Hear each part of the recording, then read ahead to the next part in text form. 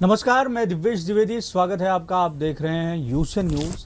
समाज में अलग अलग तरह के जो घटक हैं वो अपने सामाजिक प्रतिनिधित्व और बेहतर जीवन के विकल्पों के लिए लगातार संघर्षरत रहते हैं, प्रयासरत रहते हैं। इसी चरण में कई तरह की प्रक्रियाएं होती हैं और अलग अलग जो समाज घटक हैं उनकी अपेक्षा सरकारों से होती हैं और सरकार के समक्ष जो है अपनी मांगों को वो रखते हैं। और एक बात या भाव ये रहता है कि सरकार की जिम्मेदारी पालकत्व के समान है या भूमिका उस रूप में है, तो इसलिए कहीं ना कहीं वो जो समस्याएं हैं या जो अलग अलग तरह की दी जाने वाली सुविधाएं हैं उनका ख़ास ख्याल रखें। आज हम इस इंटरव्यू में बात करेंगे जो बैंकों के रिटायर्ड कर्मचारी हैं, उनकी मांगों के संदर्भ में, उनकी समस्याओं के संदर्भ में, और आखिर वो किस तरीके की अपेक्षा सरकारों से करते हैं अपने जीवन को बेहतर बनाने के लिए या परिवारों को बेहतर बनाने के लिए।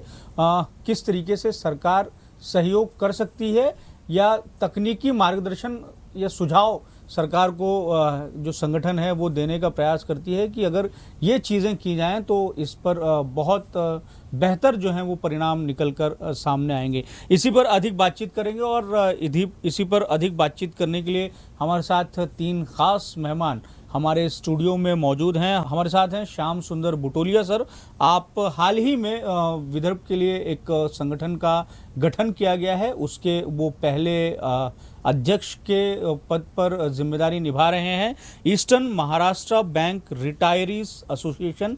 सर आपका बहुत बहुत स्वागत है। आप हमारे स्टूडियो में आए, आपसे बहुत सारी बातें होंगी। इसी के साथ हमारे साथ हैं SC जैन साहब। आप all India bank retiree federation के महासचिव हैं। आपका भी सर बहुत बहुत स्वागत है। और इसके साथ हमारे साथ हैं स्वयं प्रकाश तिवारी सर। तो सबसे पहले शुरुआत बुटोलिया सर आपसे ही करेंगे कि आपका जो ये एसोसिएशन बनाया गया है इसके बारे में आप बताइए, ताकि इसके बारे में हमारे दर्शक भी जान पाएँ और जो बहुत सारे दर्शक पूर्व बैंक कर्मी होंगे वो भी आपके इस एसोसिएशन से अवगत हो पाएँ और इसके माध्यम से आप क्या काम करने वाले हैं इसकी भी जानकारी रेखांकित करें। क्या है, अलग अलग बैंकों में अलग अलग रिटायरी संगठन कार्यरत है जी, लेकिन कभी हमें इकट्ठा होने का मौका नहीं मिलता जी ऑल इंडिया लेवल पे। इसीलिए हम लोगों ने स्टेट कमेटी या all India bank retirees federation का फॉर्मेशन किया। All India bank retirees federation major तौर पे, बड़े तौर पे रिटायरीज के समस्याओं का ख्याल रखती है, उसको शासन तक पहुंचाती है, इंडियन बैंक्स एसोसिएशन तक पहुंचाती है, बैंक मैनेजमेंट तक पहुंचाती है और ज़रूरत पड़ी तो कोई आंदोलन के भी कॉल देती है। लेकिन वह हर बैंकों के तरफ से नीचे नहीं आ पाता, इसे स्टेट लेवल कमेटी बनाई गई जी। ये स्टेट लेवल कमेटी को डायरेक्शन देते हैं। तो स्टेट लेवल कमेटी में जितने भी बैंक यहाँ लोकल है ये सब हमारे साथ जुड़ी हुई है। हम उनको कोऑर्डिनेट करते हैं और हमारे आंदोलन की शुरुआत करते हैं या मांग सरकार के आगे रखते हैं। प्रतिवेदन देना हो, मेमोरेंडम देना हो, ये सब काम हम लोग करते हैं। इसलिए स्टेट कमेटी का इस लेवल पे बड़ा महत्व है। जी, जैसे कि अभी आपने बताया कि अलग अलग बैंक एसोसिएशन जो है पूर्व कर्मचारियों के या कर्मचारियों को वो कार्यरत हैं और वो काम भी कर रहे हैं, तो ऐसे दौर में आपको इस तरीके से एक नया संगठन बनाया जाए, इसकी आवश्यकता क्यों जान पड़ी और इस संगठन के बनने की वजह से क्या फ़ायदे जो हैं वो पूर्व बैंक कर्मचारियों को होते हुए दिखाई देते हैं? दरअसल में eastern Maharashtra bank retirees association का ये हमने आंदोलन 2015 से शुरू किया। पहले इसका नाम रखा था all India bank retirees federation Nagpur unit ji, लेकिन 2022 से हम लोगों ने इसका नाम बदल के eastern Maharashtra bank retirees association किया। लेकिन हमें सेंट्रल कमेटी की ओर से मान्यता नहीं थी स्टेट यूनिट करके। वो जनवरी के महीने में all India bank retirees federation की सेंट्रल कमेटी मीटिंग हुई, उसमें हमें स्टेट लेवल के यूनिट के तौर पर मान्यता प्रदान की गई। जी, मैं शरबत चंद जैन साहब के पास आऊँगा। जैन साहब, आप ये बताइए, आप तो देश भर के जो रिटायर बैंक कर्मचारी हैं उनका प्रतिनिधित्व करते हैं, तो मौजूदा समय में किस तरीके की दिक्कतें हैं रिटायर्ड बैंक कर्मचारियों की? बैंक कर्मचारियों को जो रिटायर्ड हो गए हैं उनको 3-4 प्रकार की बहुत बड़ी समस्याएं महसूस कर रहे हैं जी और आपने देखा कि देश में ये जो इकोनॉमिक रिफॉर्म्स आए हैं जी उसके बाद एक बहुत ही बड़ा सामाजिक परिवर्तन, आर्थिक परिवर्तन आया है और लाइफ स्टाइल भी बड़ी बदली है। और 1995 में बैंकिंग इंडस्ट्री में एक पेंशन स्कीम लागू की गई थी जिसको कहते हैं हम डिफाइंड बेनिफिट पेंशन स्कीम। एक निश्चित राशि जो है पेंशनरों को दी जाती है, उसकी इंटाइटलमेंट, उसका पद जिससे वो रिटायर हुआ। तो उसमें भी पिछले 1995 और आज हम 2024 में हैं, तो पिछले करीब 29 साल में जो पुराने हो गए हैं, पुराने रिटायर हुए हैं, उनकी पेंशन में कोई रिवीजन नहीं हुआ है। जो नए होते हैं उनको नए वेतनमान के हिसाब से पेंशन मिलती है। तो आज पुराने जो पेंशनधारी है उनको बहुत ही कठिन परिस्थिति से गुजर रहे हैं। लिमिटेड पेंशन है, एवरेज 25,000 रुपये के आसपास पेंशन मिलती है जी। तो आज के ज़माने में 25,000 में जीवन यापन करना और अपना चिकित्सा खर्चा करना है। तो इन मुद्दे को उठाने के लिए हमारी ये संस्था है जिसका नाम है all India bank retiree federation, जिसकी स्थापना 1995 में हुई और ये ट्रेड यूनियन एक्ट में एक रजिस्टर्ड बॉडी है और हमारी कुल सदस्य संख्या करीब 3 लाख है। करीब 33 बैंक से हमारे 33 बैंक सरकारी बैंक उसमें शामिल है, प्राइवेट बैंक शामिल है और जो कुछ फॉरेन बैंक भी है। इसके अलावा रीजनल रूरल बैंक है, डिस्ट्रिक्ट कोऑपरेटिव बैंक है। उनके सभी जो सेवानिवृत्त साथी है हमारे संस्था से संबंधित रखते हैं और कुल सदस्य संख्या जैसे मैंने बताई वो 3 लाख है। और उनकी समस्या को उठाना, मुख्य रूप से पेंशन वाली समस्या को उठाना जी। और उसमें हमने काफ़ी लंबी लड़ाई लड़ी है। 2017 से हम इसकी लड़ाई लड़ रहे हैं। हमने धरने दिए जंतर मंतर पे, हमने करीब 150 मेंबर ऑफ पार्लियामेंट को हमने ज्ञापन दिए हैं।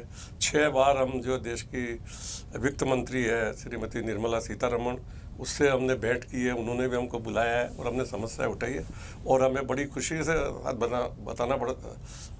बताना चाहता हूँ कि हमारे प्रयासों से, हमारे जो संगठन रूप से जो प्रयास किए हैं उसके कारण अभी फैमिली पेंशन 2021 में, जिसमें सीलिंग थी 18,000 की जी और ग्रेडेड 10, 15 और 30% मिलती थी, वो बढ़ के 30% हो गई है। तो उसमें अच्छी एक वृद्धि हुई है और आज इनको एक फैमिली पेंशनर को, जिसमें 95% महिलाएं हैं, उनको एक बहुत ही सम्मानजनक राशि मिलना चालू हो गई है। तो उनकी एक जो अपने परिवार में या समाज में जो उनको एक सम्मान मिलना चाहिए वो मिला है।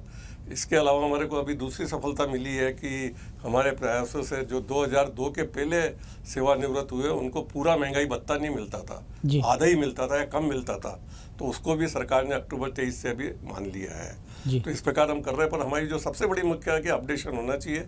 जो आज रिटायर हो रहा है उसको पेंशन मिलती है, उसकी कंपेरेबल पेंशन पुराने लोगों को मिलना चाहिए। तो उसका एक हम आंदोलन चला रहे हैं और हमारे प्रयासों से अभी भारत सरकार ने मान लिया है। अभी 8 दिसंबर को ही एक समझौता हुआ है, 8 मार्च को 8 दिसंबर को उसका MOU हुआ था। तो उसमें जो है उनको एक एक्सग्रेशिया इंट्रीम रिलीफ दिया उन्होंने, जो 17% से लेकर 2% तक अलग अलग ग्रुप को दिया है। तो यह पर हमारी पेंशन अपडेशन की लड़ाई अभी भी चल रही है और हम उसको आंदोलन को जब तक चलाएंगे जब तक कि हमारी ये मांग पूरी नहीं होती। तो एक यह सबसे बड़ा काम कर रहे हैं। और दूसरा हमारा जो सबसे बड़ा है कि बढ़ती उम्र में सबको सबसे बड़ा जो एक चुनौती होती है सेवानिवृत्त साथियों को, वो है चिकित्सा संबंधी। क्योंकि आजकल चिकित्सा इतनी महंगी है, कोई भी, और जो सीनियर सिटीजन है वो ज़्यादा प्रभावित होते हैं बीमारियों से। तो उनके लिए एक उचित बीमा उनको मिलना चाहिए। और हम पिछले 2010 से लड़ाई लड़ रहे थे और 2015 में insurance scheme Indian bank association ने और गवर्नमेंट ऑफ इंडिया ने मिलकर एक रिटायरी के लिए लागू की है। शुरू में प्रीमियम बहुत कम था, करीब 3 लाख के लिए 7,000 रुपये प्रीमियम होता था, जो बढ़ के अभी 50-60 हज़ार हो गया। तो वो भरने में भी जो हमारे सदस्य हैं, जो सेवानिवृत्त साथी है, वो उसको दे नहीं पाते। तो वो भी मांग हम उठा रहे हैं। और अभी पिछले साल से एक उन्होंने इंडियन बैंक एसोसिएशन ने 2 लाख की एक पॉलिसी का इंट्रोड्यूस किया है और जिसकी भी प्रीमियम करीब 25 से 27 हज़ार आती है। तो हम चाहते हैं कि वो भी उसका भी जो प्रीमियम है वो बैंक मैनेजमेंट दे, उसके प्रयास चल रहे हैं। इसके अलावा भी जो भी रिटायरी होता है उसको जो दूसरे बेनिफिट मिलते हैं उसके लिए भी कई समस्याएं बैंक में आती है। ग्रेच्युटी प्रॉपर नहीं कैलकुलेट होती है, उसका जो है लीव इनकैशमेंट नहीं होता है, तो उस समस्याओं को भी हमारे जो एफिलिएट है समय समय पर मदद करते हैं। तो हमारा बेसिक जो उद्देश्य है all India bank retiree federation का कि हमारे जो सदस्य है उनको जो भी मदद चाहिए अपने पोस्ट रिटायर्ड बेनिफिट के लिए उसमें उनको मदद करना और उनके जो भी इम्प्रूवमेंट है उसके लिए काम करना ताकि वो समाज में एक सम्मानजनक स्थिति में रह सके। बैंकिंग इंडस्ट्री तो देश की लाइफलाइन है। इसमें पूरा जो भी आज देश में आर्थिक प्रगति है जी उसके लिए बहुत बड़ा कंट्रीब्यूशन है, चाहे हमारी ग्रीन रिवॉल्यूशन हो, चाहे वाइट रिवॉल्यूशन हो, इंडस्ट्रियल रिवॉल्यूशन हो, उस समय बैंकिंग इंडस्ट्री ने बहुत दिया। और बहुत बैंक का जॉब भी बहुत रिस्की होता है, बहुत ही जरा से भी कुछ हो जाए तो क्वांटिफाई लोन गलत हो गया, कैश कम आ गई, तो ये सब के लिए भी उनकी जिम्मेदारी होती है। तो उसको देखते हुए उनको एक उचित और सम्मानजनक है ताकि समाज में वो कह सके कि भाई हमने बैंक में नौकरी की और हमको एक अच्छा मिल सके और उनका समाज में भी सम्मान हो, परिवार में भी सम्मान हो। आजकल न्यूक्लियर फैमिली है, बच्चे दूर दूर रहते हैं, तो एक सम्मानजनक स्थिति में जी सके। तो हमारा जो सिद्धांत है जिस पे हम कार्य रहे हैं, एक तो फैटर्निटी, आपस में भाईचारा, और डिग्निटी और रिस्पेक्ट, ये 3 पे हम काम करते हैं। और हम जो हमारी बैंक में यूनियन है उनकी भी मदद लेते हैं और सरकार से भी हम बराबर तालमेल बिठा के रखते हैं और इंडियन बैंक एसोसिएशन है उससे मिलते हैं। और हम हमारे सदस्य हम जो भी पेशेंस से काम करते हैं, बहुत धैर्य से काम करते हैं। कभी हमको सफलता नहीं मिली तो हम फिर से प्रयास करते हैं और चाहते हैं कि एक हम जिम्मेदार नागरिक के रूप में भी काम करते हैं।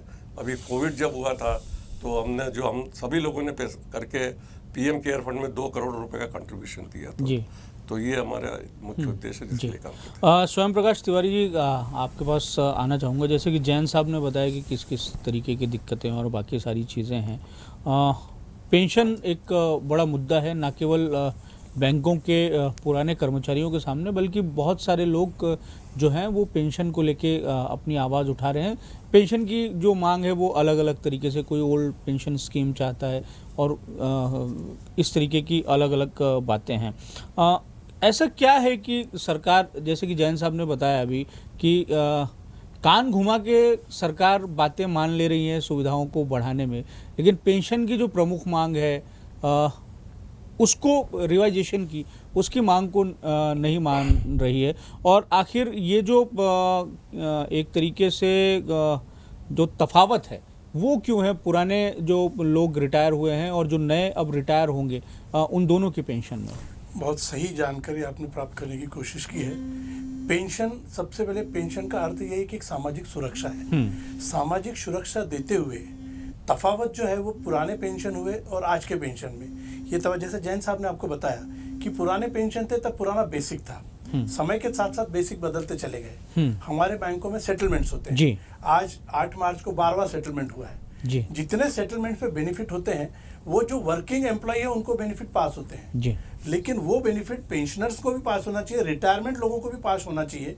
इसकी मांग को लेकर ये all India retiree federation, bank retiree federation काम करता है कि जो सम्मानजनक समाज में उनकी स्थिति रहे कि एक व्यक्ति अगर 2001 में रिटायर हुआ है, 12,000 15,000 पेंशन से वो जी रहा है और जी तो रहा है। सर्वाइवल लोगों का उम्र तो बढ़ गई है, लेकिन सर्वाइवल 15,000 20,000 में होता नहीं है।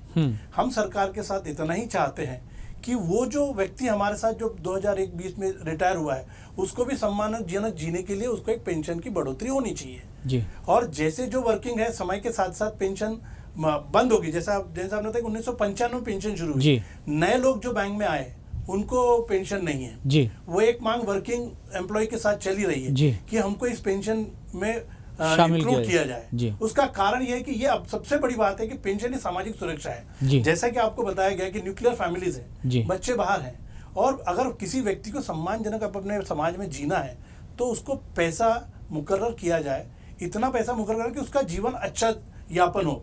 विदेशों में जो ज्येष्ठ नागरिक होते हैं उनकी सुरक्षा सरकार करती है। जी। हमारे देश की व्यवस्था के बारे में आज हम नहीं बोलेंगे, लेकिन ये सुरक्षा उस समाज में प्रदान हो, इसके लिए ये फेडरेशन कार्यरत रहता है। इसलिए विभिन्न मांगों को लेकर महंगाई बढ़ती है, डीए का भी जो वर्किंग एम्प्लॉय को जो हर 3 माह में डीए का बेनिफिट मिलता है वो रिटायरी फेडरेशन के पेंशन के साथ भी उनको दिया जाए। कुछ हद तक के हम लोगों ने अपनी मांगों के द्वारा, अपने प्रयासों के द्वारा उसको हमने प्राप्त करने की कोशिश की है और आने वाले समय में यही प्रयासों को लेकर ये फेडरेशन कार्यरत रहेगी, ऐसा हमारा निर्धार है और इसी को हम लोग करना चाहते हैं। जी, बुटोलिया जी कार्यरत तो है और आप लोग कोशिश भी कर रहे हैं, हमें ये दिखाई भी देता है कि आप लोग अलग अलग तरह की कॉन्फ्रेंस करते हैं और वो जो परवाना भवन में कल जहां आपका कार्यक्रम होने वाला है वहाँ पूर्व बैंक एसोसिएशन के जो लोग हैं, पूर्व कर्मचारी, उनके कई तरह के जो हैं ये कॉन्फ्रेंसेस और बाकी सारी चीज़ें होती रहती हैं। पर मूल दिक्कत क्या है और सरकार आखिर इसे क्यों नहीं सॉल्व करना चाहती है? आपके नज़रिए से क्या लगता है कि सरकार इसमें क्या देख रही है? अगर आप लोगों की मांगें इतनी जायज़ हैं तो सरकार उसे तुरंत मान क्यों नहीं रही, जबकि वो बहुत सारी चीज़ों को सरकार मान भी रही है? हमें ऐसा लगता है कि हम अपनी मांग पहुंचाने के, सरकार के कानों तक पहुंचाने के भरसक प्रयत्न करते हैं जी, मेमोरेंडम के द्वारा और अन्य तरीकों के द्वारा। जी, लेकिन एक या तो सरकार उसे गंभीरता से नहीं लेती या उनका मानस जो है जी, ये दुर्लक्षित कर देता है इनको जी, कि इनको क्या देखना है, जी, चल रहा है, कोई दिक्कत नहीं है। लेकिन जब जीना हद से ज़्यादा मुश्किल हम लोगों का हो गया, क्योंकि जैसा आपको बताया गया जी, चिकित्सा सुविधा है, एक बार अस्पताल के अंदर अगर हम चले गए जी, तो 50,000 से नीचे का बिल नहीं पड़ता जी, और इसका जो प्रीमियम है साल भर का वो लगभग 3 लाख का 50,000 आता है। जी, जब हमारी पेंशन ही 25,000 है तो हमारी 2 महीने की पेंशन तो इसके प्रीमियम में ही निकल जाती है। जी।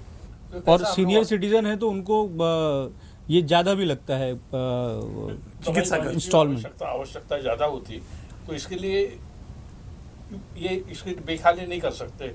शरीर है तो सब कुछ है, जी, तो बड़ी दुविधा में हम लोग फंसते रहते हैं। जी, कुछ लोगों ने तो यहाँ तक कहा है, आपको शायद यकीन नहीं होगा, कि I will better prefer to die than to pay this premium. मैं मरना पसंद करूँगा लेकिन अपने परिवार का 2 महीने का पेंशन प्रीमियम पे नहीं लगा सकता। जी, आप सोच सकते हैं कि क्या मानसिकता, कितनी गंभीर अवस्था में ये लोग जीते हैं। जी। कई तो ऐसे परिवार हैं जिनके घर ही जो हैं वो पेंशनों से चल रहे हैं और ऐसे में अगर वो अपनी 2 महीने की पेंशन को अगर इसमें डाल देगा तो फिर वो उससे तो दिक्कत ही होगी एक तरीके से।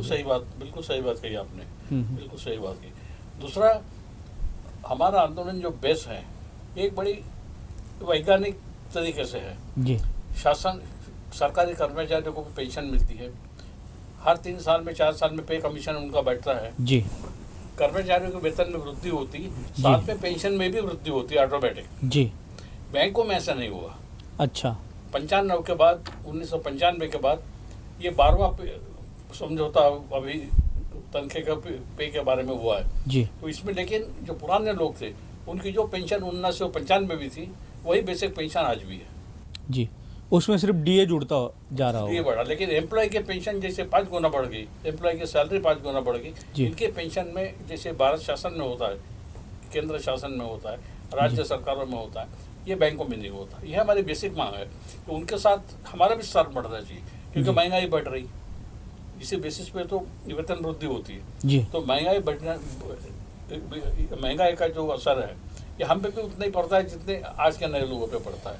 जी। हमको भी उसी समाज में जीना है, जी, तो इसके तरफ सरकार गंभीर नहीं है। जी। उल्टा आप लोगों के खर्चे तो और ज़्यादा अधिक है। हमारे खर्चे आज के तरुणों से और ज़्यादा है। जी, एक बातचीत को अब हम यहाँ ख़त्म करेंगे, लेकिन चलते चलते एक आखिरी सवाल बुटोलिया जी आपसे ही है कि पेंशन की समस्या से इतर और किस किस तरीके की जो दिक्कतें हैं बतौर वृद्ध नागरिक, सीनियर सिटीज़न, जो बैंक के पूर्व कर्मचारी हैं, वो सामान्य बुज़ुर्गों की तरह फेस करते हैं और इसे भी कहीं ना कहीं, जैसे कि तिवारी जी ने कहा कि विदेशों में जो सीनियर सिटीज़न होते हैं वो सरकारों की जिम्मेदारी होती है, तो उस तरीके की जिम्मेदारी सरकार को भी हमारे देश में भी निभानी चाहिए। तो किस किस तरीके की दिक्कतें हैं? आप अभी देख रहे हो एक स्टैटिस्टिकल एक आकलन जो अभी जो लेटेस्ट गवर्नमेंट ने दिया उसमें एक आकलन ये है कि हमारे देशों में वृद्धाश्रम की संख्या बढ़ रही है। जी।